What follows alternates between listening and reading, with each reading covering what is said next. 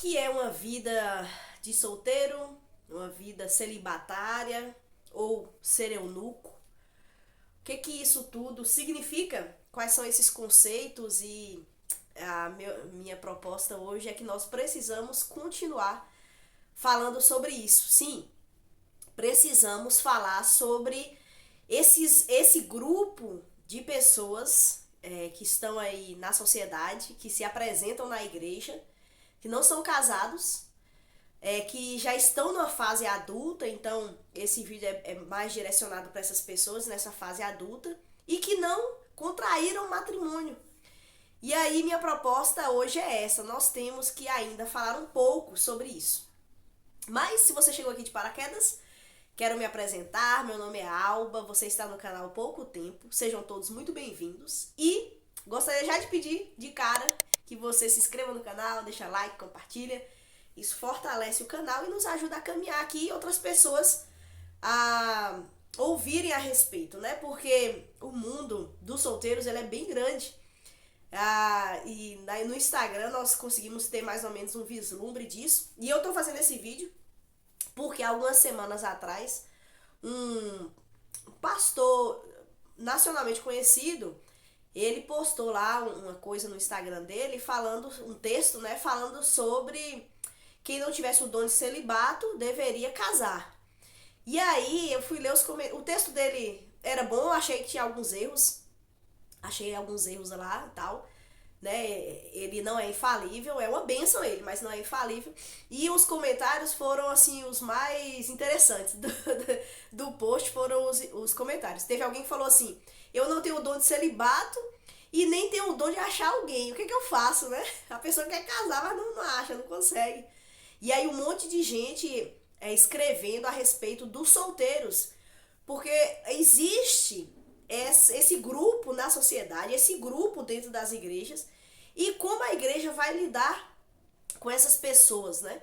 Então eu queria trazer assim uma explicaçãozinha sobre o que é cada sujeito aqui e um pouco a respeito. Mas antes, também, eu queria falar que, não sei se você é cristão, mas assim, no cristianismo, na palavra de Deus, a palavra de Deus deixa claro que você só pode ter relação sexual, você só pode ter uma vida, né, de atividade sexual assim, ativa mesmo, dentro do casamento.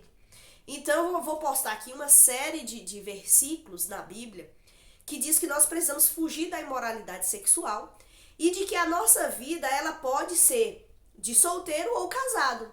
Não existe uma outra perspectiva bíblica que apoie uma vida voltada a você realizar os seus desejos sexuais fora do casamento, contrair filhos fora do casamento, eu digo de gestação, né? Porque um solteiro ele pode adotar. Mas a Bíblia ela condena tudo que está fora do casamento, colocando como imoralidade sexual. Então tem a fornicação, tem a prostituição, tem a pornografia. Então a Bíblia ela dá vários exemplos de maneiras que nós não podemos viver dessa forma. E quem é casado, aí deve seguir um padrão de monogamia, também tem que fugir da imoralidade sexual, né? E aí no post desse pastor, um erro assim que eu achei que me doeu os olhos ao ler, foi que ele disse que para fugirmos da fornicação, da imoralidade sexual, melhor dizendo, o antídoto é o casamento. E aí é um erro muito grande, porque o casamento não resolve os problemas do nosso coração pecaminoso. Quem nos cura de todo o pecado é o sangue de Cristo, não é o casamento. Tem gente que é viciada em pornografia e pensa assim, não, quando eu casar, isso vai ser resolvido. Não vai. É perigoso você continuar dessa forma. Tem gente que namora e é infiel à sua namorada ou é infiel ao seu namorado e pensa, não, quando eu casar, isso será resolvido. Não.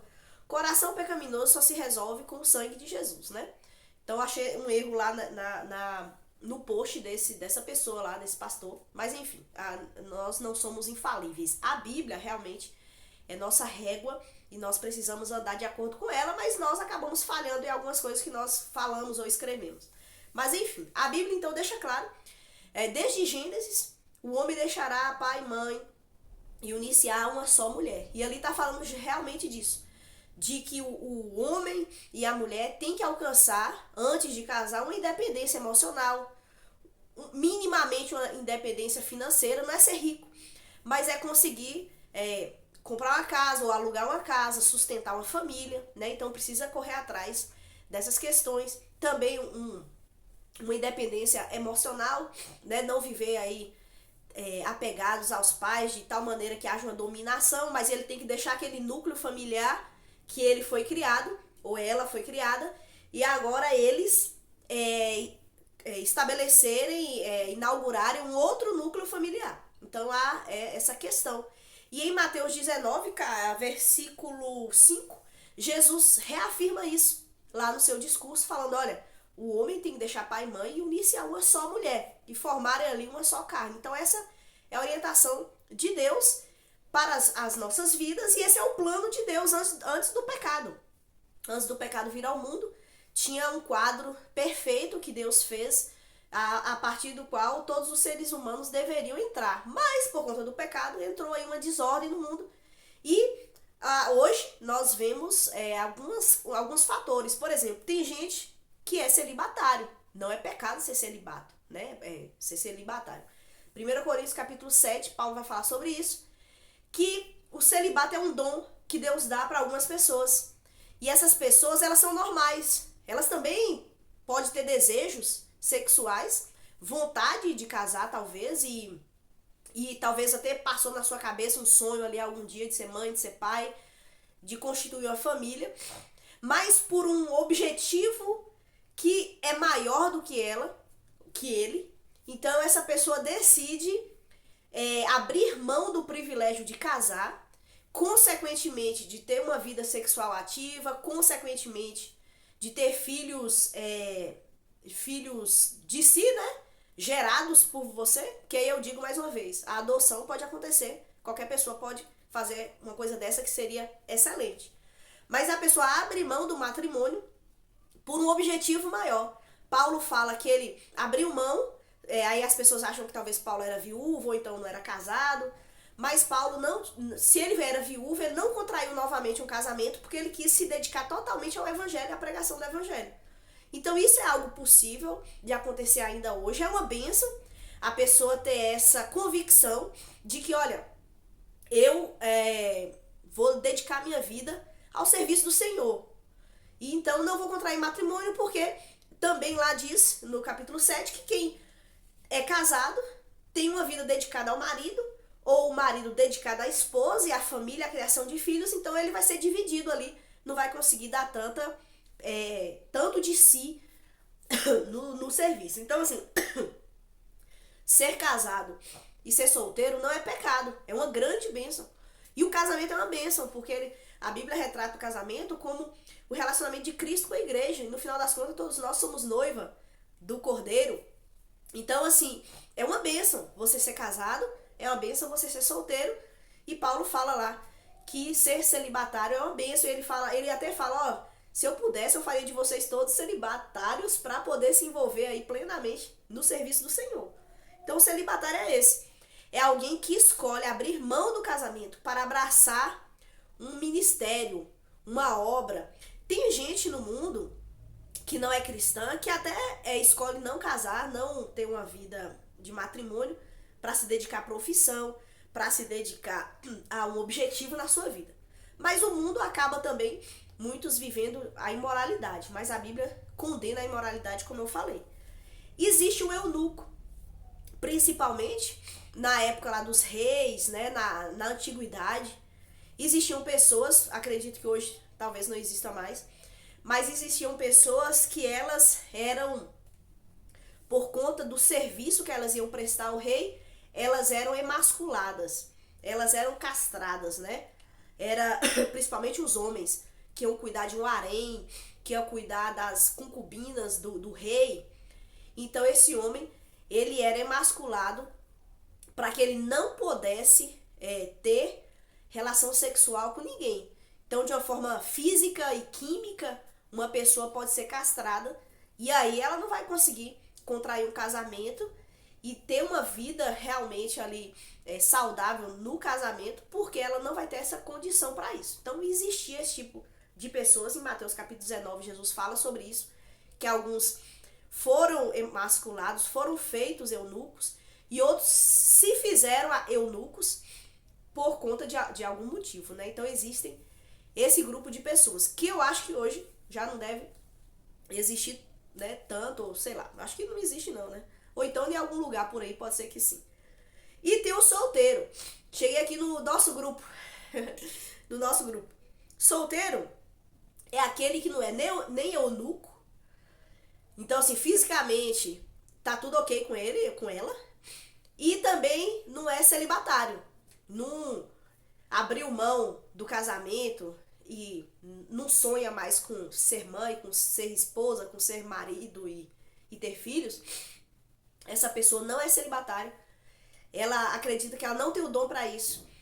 Mas ela também não consegue casar. Ela já é adulta, ele já é adulto e não contraiu matrimônio.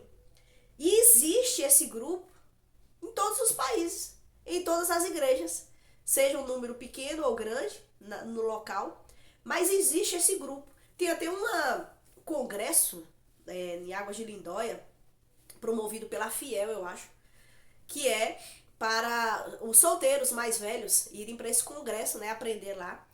Tem um curso, eu até fiz um curso que o título é Sobre Nós, de um pastor aí, David, esqueci o sobrenome dele, mas interessante também. Eu fiz esse curso, achei proveitoso, sobre solteiros, e aí a comunidade de solteiros é muito grande. Existem solteiros que querem casar, que tem já uma idade para isso, né, são adultos, mas não conseguem, não tem o casamento, né? Não adquiriu o matrimônio. E às vezes, esse solteiro, ele começa a se sentir incomodado, porque dentro da igreja parece que ele já não cabe mais nos ambientes. Entre os jovens já não dá, porque ele já tá assim mais velho do que os jovens. Às vezes na união feminina ou na união masculina, eles também não se sentem muito à vontade. Tem que lidar com as pressões familiares, né? Poxa, já era pra você estar casado. E as pressões ali da família. Tem que lidar também com as pressões dentro da igreja, aquelas cobranças, porque assim, a tendência natural da maioria é que quando chega um determinado momento da vida, conhece alguém, namora, fica noivo, casa, uma bênção. Mas para algumas pessoas não é tão simples e tão fácil da coisa caminhar desse jeito. Me lembra, e aí fazendo um exemplo que pode ser ruim, né? Talvez você ache assim ruim, mas por exemplo, Sara, Ana, Isabel, acho que Rebeca, o que elas tinham em comum? Elas eram estéreis, elas não conseguiam ter filhos e elas sofriam por causa disso. Para outras mulheres, que a gente sabe que elas tinham um relacionamento próximo, era muito fácil engravidar. Tinha um marido, tinha uma vida com esse marido, né? Saudável. E elas ficavam grávidas assim, uma gestação emendava na outra naturalmente. Mas para essas mulheres era um mistério. Elas não conseguiam engravidar. Hoje a gente sabe que tem problemas aí de saúde que realmente impedem e tal, mas para elas era um grande mistério. Tem solteiros que é a mesma coisa. Tem gente que olha para um solteiro e fala, eu não entendo. Porque é tão fácil você conseguir um namorado, você ficar noivo, você casar, é algo assim tão normal, tão, né? Mas para outras pessoas é difícil, não acontece. E aí, quem é casado tem dificuldade às vezes de lidar com o solteiro e ama o solteiro. E dá conselhos a esse solteiro.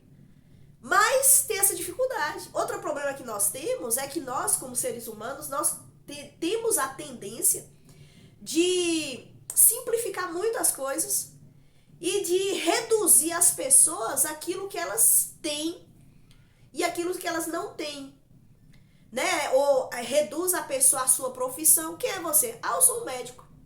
Ah, eu sou enfermeira. Ah, eu sou um pastor. Ah, eu sou... Sabe? Reduz a pessoa àquilo que ela faz, na sua ocupação. reduz a pessoa na sua condição civil, né? Quem é você? Sou solteiro, sou casado, sou viúvo, sou divorciado. Reduz a pessoa à sua condição. Eu até fui no Semai aqui na cidade, Semai não, num lugar lá que a gente marca consultas, e eu tenho acompanhado uma senhora que ela já é bem idosa e ela não casou. E aí eu cheguei lá pra marcar um exame pra ela, né? Aí, só que a mulher que tava me atendendo falou, ó, só quem pode marcar esse exame é um parente. Aí eu fui explicar, ó, ela não tem parente, não tem irmãos, não tem pais, obviamente, pela idade dela, vivos, né? Não tem filhos. Aí eu falei assim, porque ela não casou, então ela não tem filhos e tal. E tentando explicar pra mulher deixar que eu fizesse aquilo, né? Aí uma senhorinha que tava atrás de mim falou assim, ô dó, ela é moça véia. Eu olhei pra ela e reduziu a mulher a moça véia, tadinha. Porque a gente tem essa tendência, né, de reduzir as pessoas aquilo que elas têm e tal. Então, há sempre cobranças no nosso meio. A pessoa casa já pergunta, e o filho? Tem o primeiro filho, e o segundo? Tem o segundo, e o terceiro? Tem o terceiro, fala, agora parou, né? E a pessoa aparece com a quarta gestação. O povo crê em 4, 5. Então a gente se acaba interferindo uns na vida dos outros. Mas o grupo de solteiros, de solteiras, ele é real. Não é pecado ser solteiro. Não tem problema ser solteiro. E é difícil ser solteiro. Porque há essa pressão, há esses incômodos. E dentro do seu solteiro também, o solteiro quer casar, quer constituir família, não entende. E muitas vezes nós buscamos respostas. Por que eu não caso? Ou então você que é casado, você olha pra alguém que você ama, que você respeita, que você tem uma amizade e fala, Senhor, por que fulano não casou? Aí começa a falar, você não casou porque você escolhe demais. Você não casou porque você não tá orando. Você não casou porque você ainda não passou naquela fase ali de maturidade, então Deus tá te deixando na prova pra ver se você passa. Você não casou porque você não se arruma, se você ajeitar o cabelo assim assado, se você vestir a roupa assim assado, se você for naquele local, se você seguir essas regrinhas aqui de receita de bolo, vai dar certo. E tem gente que faz, muda o estilo da roupa, muda o estilo do cabelo, vai em determinados locais, tenta seguir uma regrinha de bolo, ora e faz jejum, mas a coisa não acontece. E aí o perigo é que você pode começar a colocar a culpa em Deus. Deus não é bom. Deus não olha pra mim. Eu faço tudo certinho. Eu dediquei a minha vida à obra do Senhor. E como é que o Senhor me retribui? Me deixando passar essa vergonha de ser moça véia. Eu tô rindo, mas é de desespero. Eu tô rindo de desespero. Uma amiga minha costuma falar isso. É mesmo, eu tô rindo de desespero. E aí? Como devemos lidar com o solteiro? Primeiro, deixar o reducionismo. Igreja, acorda. Deixemos o reducionismo. Deus ama os solteiros. Desculpa aí, gente, eu tô assim gripada. É alergia, sei lá. Deus ama o solteiro. A igreja é um ambiente onde todos são abraçados e amados, seja solteiro, seja divorciado, seja viúvo, sejam pessoas mais velhas, pessoas mais novas. Deus ama a todos. Deus tem um plano para cada um de nós, mas a nossa vida objetiva é glorificarmos a Deus na condição que nós estivermos. Então, se você, na sua igreja tem algum solteiro, ore por aquele solteiro. E tente não fazer tantas cobranças pro solteiro, porque muita gente faz. Você acha que é só você que brinca e fala algumas coisinhas? Negativo.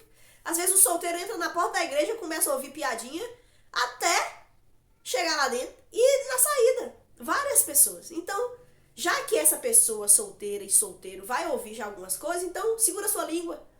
Não faça cobranças. Ore por essa pessoa. Aceite e abrace essa pessoa em sua família. Pode ser que ela vá ficando mais velha, mais velho e realmente não vai casar. Então, a igreja é uma família. Abraça essa pessoa na sua família como alguém especial, amado por Deus.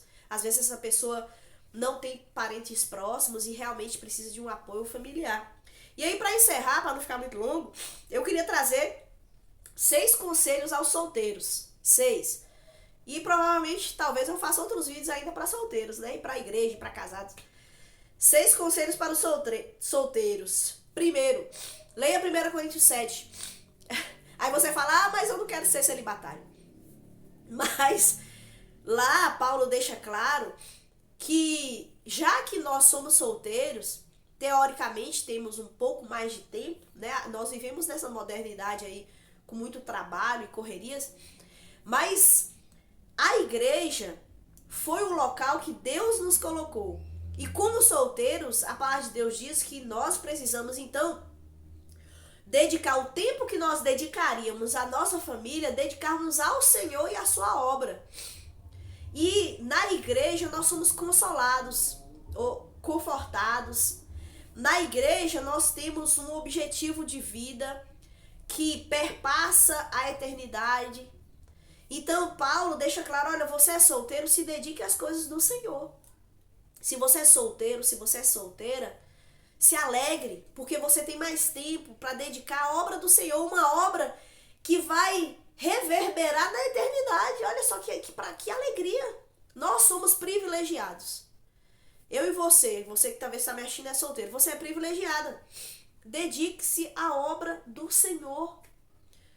Dedique-se à obra do Senhor. E por mais que você escute algumas coisas, casou com a obra, né? Sei lá. Na obra do Senhor, Deus vai te afiar, Deus vai te trazer maturidade. Então, se você é solteiro, você tem mais tempo. O tempo que você gastaria dedicando-se ao seu esposo, dedicando-se aos seus filhos, invista na obra do Senhor. Segundo, fuja da imoralidade sexual. E aqui é para todo mundo, né? Solteiro e casado. Nós precisamos andar vigilantes com o nosso coração pecaminoso. O cristão é um ser diferente demais do mundo. Porque a gente não vive segundo os desejos da nossa carne. Eu quero ser feliz. Eu quero extravasar. O cristão, ele não pega a sua sexualidade, bota debaixo de um pano e finge que tá tudo bem, né? Tem gente que acha que é assim. Aí chega a hora que estoura e faz de tudo e mais um pouco. Não é isso. Mas a nossa sexualidade, ela deve ser redimida na cruz. Os meus desejos devem ser colocados na cruz de Cristo. E Ele vai trazer a luz correta para como eu lidar com a minha sexualidade. Então coloque os seus desejos, as suas vontades na cruz de Cristo. Porque é lá que precisa estar. E fuja de toda prática imoral. Porque fugir vai te trazer segurança. Quando Deus nos dá uma lei e nos fala alguma coisa, é para o nosso bem e cuidado. Não é que isso vai garantir a minha salvação. A salvação é obra de Cristo. Mas é por causa dessa obra que Cristo fez, eu sou constrangida pelo amor de Cristo. E então eu abro mão das minhas vontades. O nome disso é graça. Graça é isso. Eu fui salva pela obra de Cristo na cruz. E por causa de tudo que eu recebi, eu então abro mão por amor, por gratidão, constrangida pelo amor de Cristo.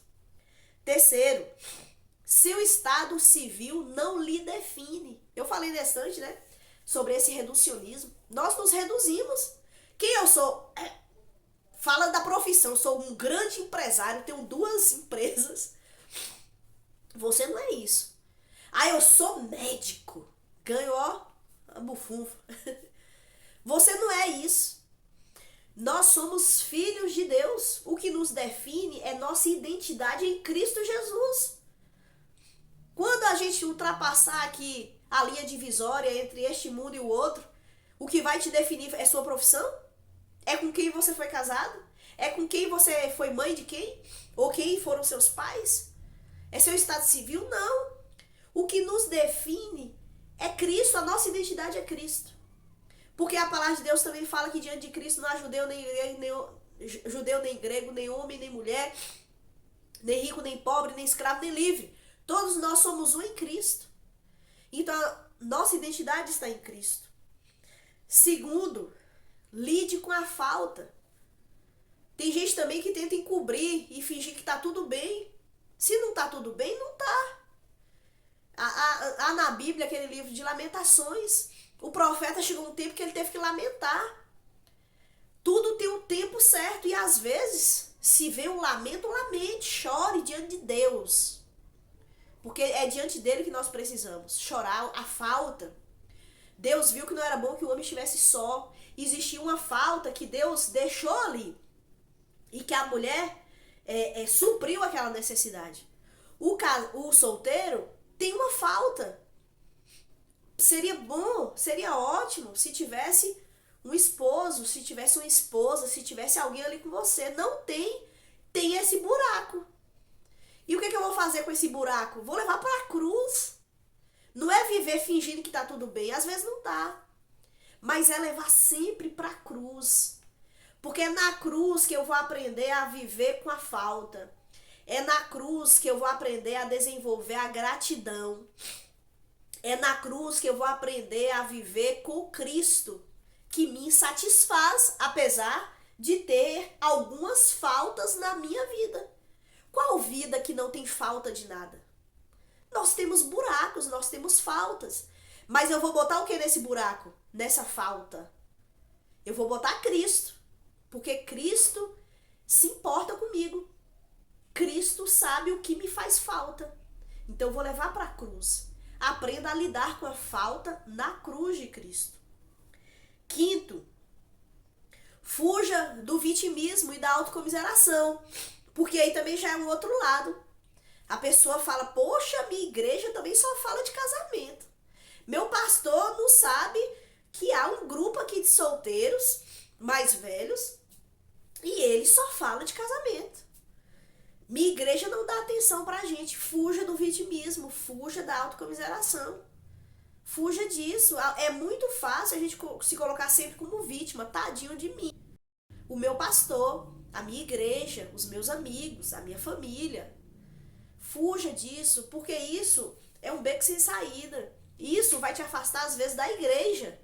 De se envolver com a igreja. Porque falar, chego lá, recebo piada de todo mundo. Das crianças aos mais velhos, todo mundo me faz piada. Todo mundo fica perguntando.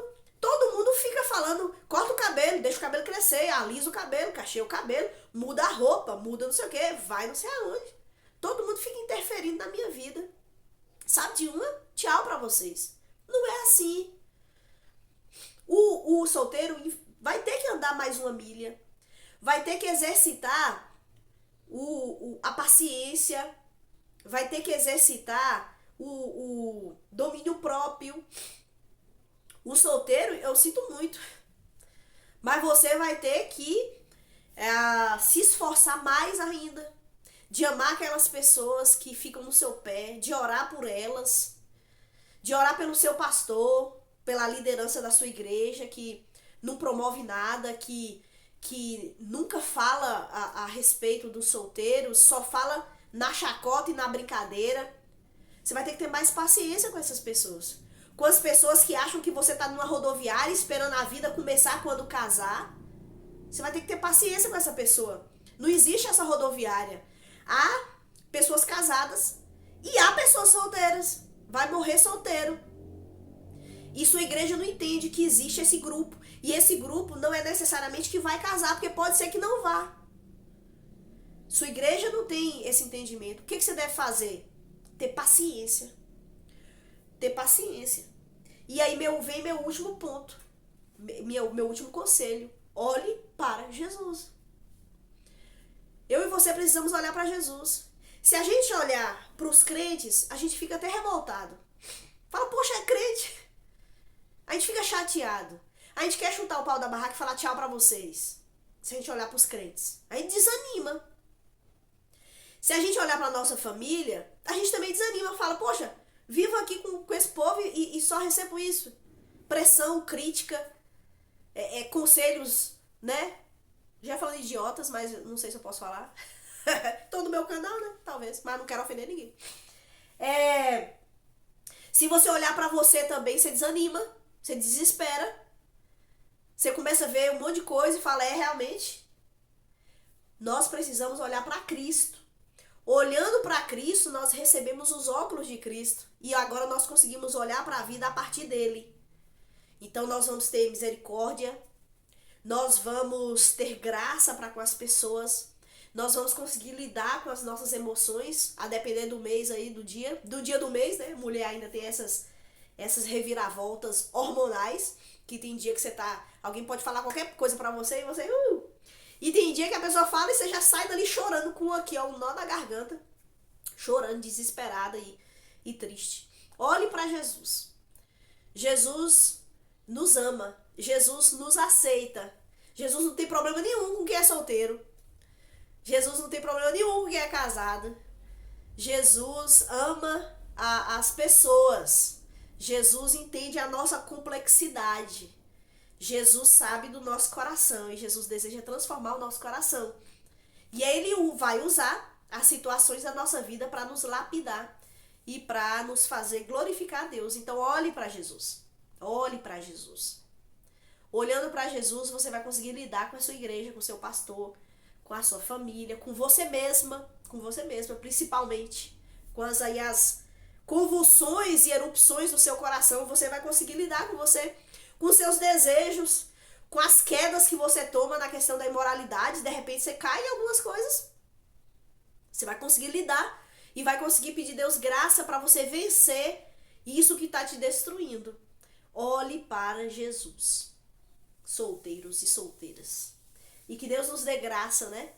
De vivermos essa vida sem esse vitimismo, sem essas pressões. Quer dizer, pressão nós vamos ter, mas sabendo lidar com as pressões, né? Que Deus abençoe sua vida. E tive que falar sobre isso. Espero que tenha abençoado de alguma forma você, tenha te animado e ajude a igreja, os casados, os mais velhos, a não olhar para aquela pessoa achando, poxa, que dia que vai casar? Mas olhar para aquela pessoa e dizer, que bom que você está aqui. Louvado seja Deus por sua vida, que te alcançou e que me alcançou. E que juntos nos fez uma família. Obrigada por você me acompanhar até aqui. Forte abraço e até a próxima.